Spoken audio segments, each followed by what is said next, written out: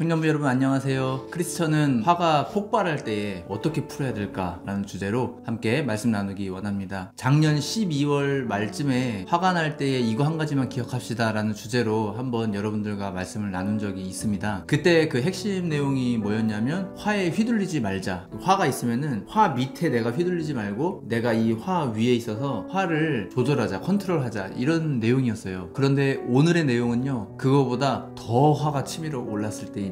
걷잡을 수 없을 정도로 화가 폭발할 때, 댐이 무너지는 것처럼 도저히 화를 풀지 않고는 견디지 못할 때, 크리스천은 어떻게 화를 풀 수 있는가, 이것에 관한 주제입니다. 결론부터 말씀드리면 그 화를 하나님한테 풀자라는 겁니다. 아니 무슨 화를 하나님한테 풀어요? 하나님 앞에 나아가면 예쁜 말, 고운 말, 뭔가 거룩하게 그렇게 나아가야지 어떻게 하나님한테 화를 풀어요? 이런 의문이 드실지도 모르겠는데요, 하나님 앞에 화 풀 수 있습니다. 그리고 성경에 이미 하나님 앞에 화를 푼 사례가 있습니다. 누구냐면 바로 다윗입니다. 다윗. 우리가 다윗 하면 왠지 골리앗을 믿음으로 이겼고 블레셋과의 전쟁에서 늘 승리하고 남유다의 왕이 되어서 하나님 마음에 합한 자라는 칭함을 받게 되고, 나중에 모든 열 왕들의 본보기가 되는 아주 뛰어난 왕, 거룩한 왕, 그렇게 생각을 하고 있죠. 그러다 보니 성품도 매우 고상하고 뛰어났을 거다, 이렇게 생각하게 됩니다. 그런데 사실 그렇지 않아요. 물론 다윗의 성품은 굉장히 뛰어납니다. 하지만 다윗에게도 어두운 면이 있었어요. 다윗도 화가 치밀어 오를 때가 있었습니다. 억울하고 분노가 쌓이고 어쩔 줄 몰라 하는 그러한 감정이 다윗에게도 있었어요. 바로 그때에 다윗이 그 화를 어떻게 했냐면 하나님 앞에 들고 가서 그 화를 풀었다라는 겁니다. 시편에 보면은 그러한 내용들이 있는데요, 제가 그 중에 한 부분을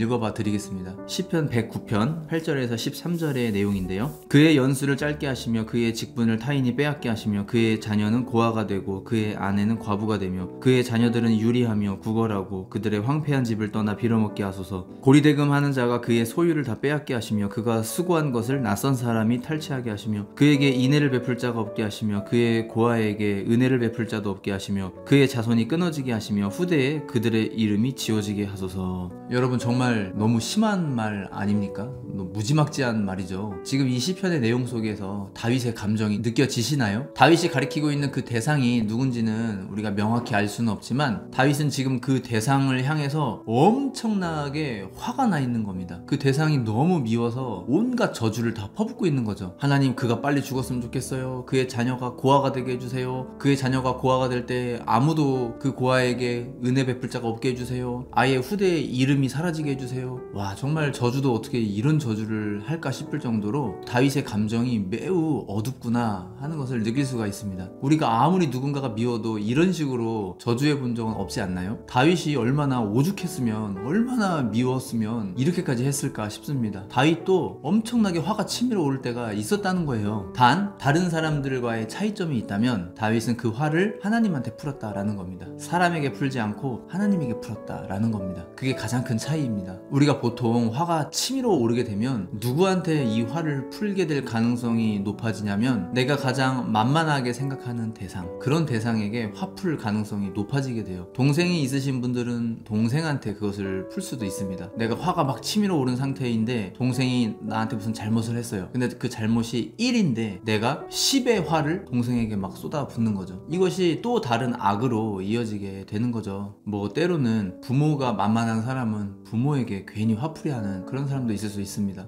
또 자녀가 있는 분들은 자녀에게 화풀이할 수도 있죠. 하다못해 길 가다가 지나가는 강아지나 고양이한테 괜히 화풀이하는 사람도 있을 수 있습니다. 그렇기 때문에 여러분, 내 화가 마치 댐이 무너지는 것처럼 도저히 걷잡을 수 없을 때, 이 화를 어딘가에 막 쏟아 부어야만 될 것 같을 때에 딱 한 가지만 기억해 보는 겁니다. 사람에게 풀지 않고 하나님에게 풀자, 이거 한 가지만 기억하는 겁니다. 화가 폭발하는 그 순간 정말 온 힘을 다해서 꾹꾹 눌러 참고 그 어디도 풀지 않고 그것을 고스란히 하나님 앞에 들고 가서 하나님 앞에서 다 풀어 놓는 겁니다. 그렇게 할 때에 하나님의 후속 조치가 반드시 있을 겁니다. 다윗의 인생을 보세요. 다윗이 원수들 앞에서 온갖 굴욕적인 일을 다 당했어도 항상 막판의 승자는 다윗이었습니다. 하나님이 다윗의 손을 그렇게 들어주신 거예요. 늘 하나님 앞에 가서 모든 걸 쏟아내었던 다윗, 하나님을 늘 가까이 하려고 했던 그 다윗의 손을 하나님이 들어주신 겁니다. 여러분, 걷잡을 수 없이 화가 치밀어 오를 때, 정말 이 화를 풀고 싶을 때에 다른 대상에게 풀지 말고 하나님에게 한번 풀어보세요. 반드시 하나님의 위로와 후속 조치가 있을 것이라 믿습니다. 청년을 위한 5분 메시지 여기서 마치도록 하겠습니다. 감사합니다.